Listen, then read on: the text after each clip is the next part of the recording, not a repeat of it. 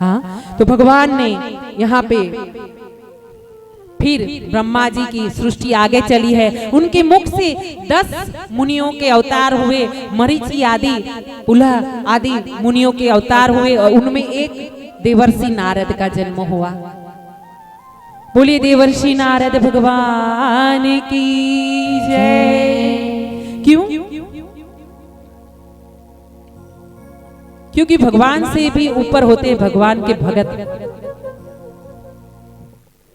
जिनको स्वयं भगवान ने वीणा दी हो, जिनको स्वयं भगवान का नाम चलता ही रहता हो, रोम रोम में उनके नारायण नारायण चलता हो, उससे ज्यादा पवित्र, उससे ज्यादा पूजनीय कौन होता है? हाँ,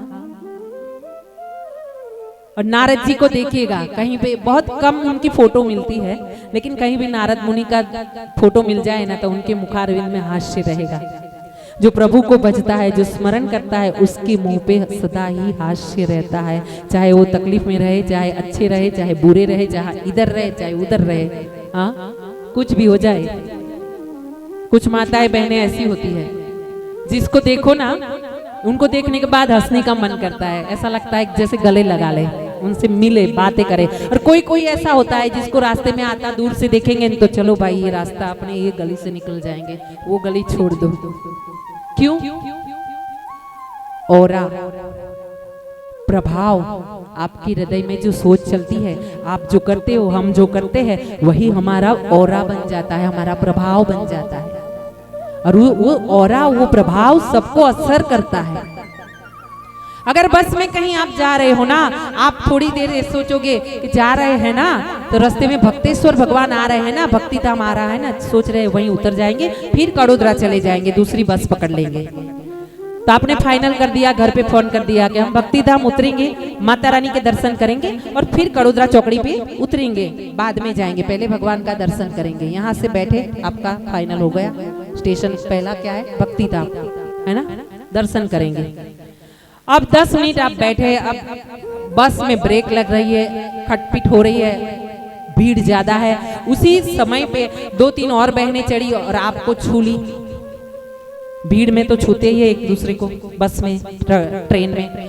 अब उस समय जो आपको स्पर्श हुआ दूसरी बहन का या दूसरे इंसान का, उसकी सोच, उसका स्पर्श, उसका नजर का दोष अच्छा भी हो सकता है, बुरा भी हो सकता है, और उसका परिणाम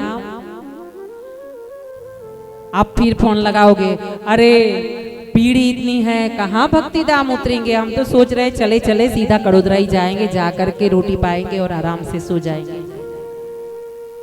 ये है स्पर्श दोष, दृष्टि दोष, विचार दोष। खाली छूने से अगर दोष लग जाता है एक दूसरे के सोच का, तो सोचिए कि आगे खाने से, व्यवहार में आने से, संबंध बनाने से क्या क्या दोष और क्या क्या अच्छा हो सकता है। खाली दोष ही नहीं, अच्छे इंसानों की अच्छाई भी आती है ना। लेकिन ज्यादा करके देखिएगा, गाय को अगर गधे के साथ बांधा जाए ना, तो लात मारना ही ज्यादा सीखती है ना। गधा नहीं सीखता कि गाय के जैसा मुंडी नीचे रख के खाना खाओ, और फिर उसको गुजराती में बोलते हैं वो खाने को वागोड़ो। वागोड़ो मतलब वो खाना जो चबाती है फिर ला करके, हाँ, यहाँ से सुनने के जाओ, ये सुनने के, भागवत सुनने के बाद घर जाके उसका स्मरण करो, स्मरण करके उसे अपने व्यवहार में लाना है। वो व्यवहार में लाने के बाद सबको भी सिखाना है। हाँ, गुरु रहे और अपने ही राम राम राम राम करते रहे, राम राम राम राम करते रहे, कृष्ण कृष्ण करते रहे, अपने ही समझ जाए ये है, वो है, फलना है, टिकना है, भागवत जी है, रामायण है, हम ही सीख जाए और हम किसी को ना बताए कि देखिए भागवत जी में ये ज्ञान है, तो इससे बड़ा पाप कोई नहीं है। आपको पता है कि यहाँ से पर्वत पाटिया जाने के लिए यहाँ से मुड़ना है, ये रास्ता सीधा है, बीच में गटर का खुदाई है, वहां रास्ता बंद है, तो आपकी सहेली जा रही है तो उसको बोलना पड़ेगा कि बहन वो रास्ते मत जाइयो, वो रास्ता खुदा हुआ है, गंदा है, ये रास्ता सीधा है। वो 10 मिनट लगेगा, ये आप 2 मिनट में पर्वत पाटिया पहुंच जाओगे। अगर आप नहीं बताते हो तो आप दोषी हो। इसीलिए जिसको पता है भगवान के विषय में, धर्म के विषय में उनको बोलना जरूरी है। ये जो चुप रहते हैं ना ज्ञानी और समझदार लोग, उसी से तकलीफ बढ़ती है। जो आपको पता नहीं वो विषय में बकबक करे, मैं हूं, मैं हूं, मैं हूं, वो पाप है। जिस विषय में आपको ज्ञान नहीं है वही विषय में बकबक करना वो पाप है। फालतू का भाषण करना वो पाप है। और जिस विषय में आपको पूरा ज्ञान है, पूरा परिचय है, और उस विषय में मौन धारण करना वो भी सबसे बड़ा पाप है। जहां गलती हो, जहां गलत हो, जहां धर्म में गलत हो रहा है, जहां व्यवहार में गलत हो रहा है, घर परिवार में, वहां आराम से लड़ाई नहीं करनी है, आराम से बताना है ये रास्ता है, यही रास्ता सही है।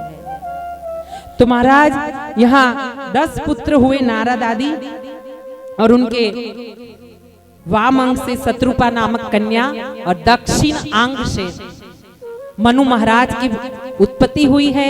और शत्रुपा और मनु महाराज ने मैथुनी सृष्टि करने का प्रयोजन किया है, क्योंकि ब्रह्मा जी से आदेश मिला है उनको। इससे पहले ब्रह्मा जी के 10,000 पुत्र हुए, जिनको नारद जी ने समझा दिया मोक्ष मार्ग, वो चले गए वन में। उनके बाद 1,000 पुत्र और हुए, उनको नारद जी ने मंत्र दे दिया, वो चले गए वन में। और उनके बाद शत्रुपा, और जब मनु महाराज हुए तो मनु महाराज जी के द्वारा शत्रुपा से 5 संतान हुई। आकृति, देवहूति और प्रसूति नाम की 3 कन्या, और उत्तानपाद और प्रियव्रत नाम के 2 पुत्र। अब इनका वंश आगे बढ़ रहा है। आकृति जो थी वो रुचि प्रजापति नामक मुनि को विवाह हुआ। देवहूति जो थी उनका कश्यप मुनि के साथ ब्याह हुआ। प्रसूति थी, उनको दक्ष महाराज के साथ ब्याह हुआ, और दक्ष महाराज से 60 पुत्री